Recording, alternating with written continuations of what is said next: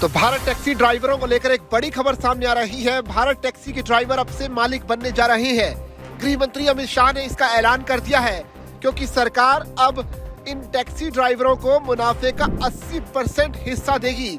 ये एक बड़ा बयान है, वो इसलिए क्योंकि ओला और उबर जैसी कंपनियां ड्राइवरों का प्रॉफिट का कुछ हिस्सा ही देती हैं, लेकिन भारत टैक्सी में ऐसा नहीं होगा। भारत टैक्सी में सरकार की तरफ से ऐलान किया गया है कि ड्राइवर्स को मुनाफे का 80% हिस्सा दिया जाएगा। केंद्रीय गृह एवं सहकारिता मंत्री अमित शाह ने दिल्ली में भारत टैक्सी के ड्राइवरों से बातचीत की और नए राइड हेलिंग प्लेटफॉर्म की एक रूपरेखा भी स्पष्ट की। उन्होंने कहा कि ये मॉडल मुनाफाखोरी नहीं बल्कि चालकों की साझेदारी और कल्याण पर आधारित है। सिर्फ 500 रुपए निवेश से ड्राइवर मालिकाना हक पाएंगे और 3 साल बाद मुनाफे में हिस्सा भी मिलेगा। केंद्रीय गृह एवं सहकारिता मंत्री अमित शाह ने कहा कि आपको सिर्फ 500 रुपए निवेश करने होंगे। 3 साल बाद क्या होगा?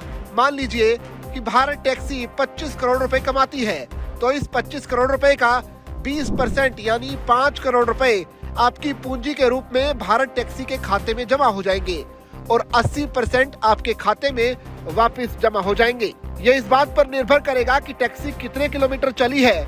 अभी आपको तय किराया मिलेगा, लेकिन आप मालिक हैं, इसलिए मुनाफे में भी आपका हिस्सा होना चाहिए। तो ये हिस्सा आपको मिलेगा, लेकिन आपको पहले 3 साल धैर्य रखना होगा। भारत टैक्सी हमको बोल रही है सारथी आप मालिक हो, तो सर हमको मालिक का हक कैसे मिलेगा? मैं बताता हूँ। भारत टैक्सी में अभी हम सब छोटा छोटा काम करते हैं, सारथी है। हमारे पास इतनी पूंजी तो है नहीं कि इतना बड़ा कंपनी खड़ा कर ले। हमने अभी भारत की 5 बड़ी कोऑपरेटिवों को मिलाकर ये खड़ा कर दिया। अब जैसे आपकी संख्या बढ़ती जाएगी, जो सारथी इसमें पार्टनर बनना चाहता होगा, कंपलसरी नहीं है, आप बनो ना बनो आप पर निर्भर है। 500 रुपये का अगर आप शेयर लोगे तो आप इसके मालिक हो जाओगे। आप मेरी बात समझ गए? फिर जब भारत टैक्सी का बोर्ड ऑफ डायरेक्टर का चुनाव होगा, तब इसमें कुछ सीटें सारथियों के लिए भी चिन्हित रखी। जैसे अभी भाई साहब बोर्ड ऑफ डायरेक्टर में आ गए, तो वो आपके सारे हितों की चिंता करेगा। अगर भारत टैक्सी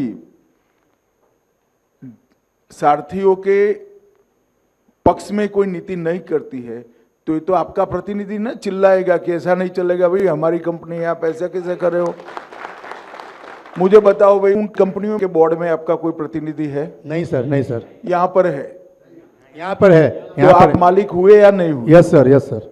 तो यही कंसेप्ट है भाई, आपका कोऑपरेटिव है, आपको चलाना है, मगर इतना रखना मैं आऊं तो कभी चाय पिलाना भाई, बाकी तो क्या है यार इसमें। कंपनी आपका ही है, मुनाफा भी 20% रिजर्व करेंगे, जिससे कंपनी कोई खराब समय में आए तो हमारी उससे चलती रहे। 80% मुनाफा पर किलोमीटर एवरेज से आपको वापस दे दिया जाए। पहले 3 साल हमें एक एक शहर बढ़ाता जाना है। अभी दिल्ली एनसीआर बढ़ा है, तब राजकोट बढ़ाएंगे वो। तो पहले 3 साल हमारा एक्सपेंशन में जाएगा।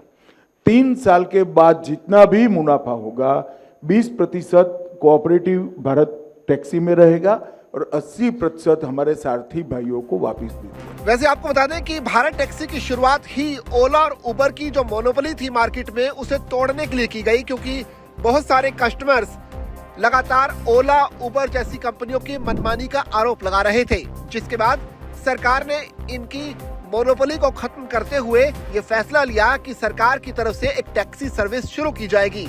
लिहाजा टैक्सी ड्राइवर्स को आकर्षित किया गया कि वो इस सरकार के इस प्रोग्राम में शामिल हो और इस टैक्सी का नाम रखा गया भारत टैक्सी, जिसमें दावा ये भी किया गया कि ये टैक्सी बाकी ओला और उबर जैसी जो तमाम अलग कंपनीज है उनकी तुलना में सस्ते किराए पर आपको यानी लोगों को आसान और कंफर्टेबल सफर मुहैया कराएगी। और अब केंद्रीय मंत्री अमित शाह ने अपने इस बयान से नई सनसनी फैला दी है, जिसके मुताबिक भारत टैक्सी को चलाने वाले ड्राइवर्स जो है वो सिर्फ खाली ड्राइवर्स नहीं होंगे, वो बल्कि आगे चलकर अपनी गाड़ी के मालिक भी बनेंगे, क्योंकि सरकार की तरफ से ये स्पष्ट रूप से कहा गया है कि ऐसे ड्राइवर्स को जो मुनाफा सरकार कमाएगी उसमें से 80% हिस्सा वापस दे दिया जाएगा, लेकिन उसकी कुछ शर्तें हैं जिसके मुताबिक 3 साल तक आपको थोड़ा धैर्य रखना होगा।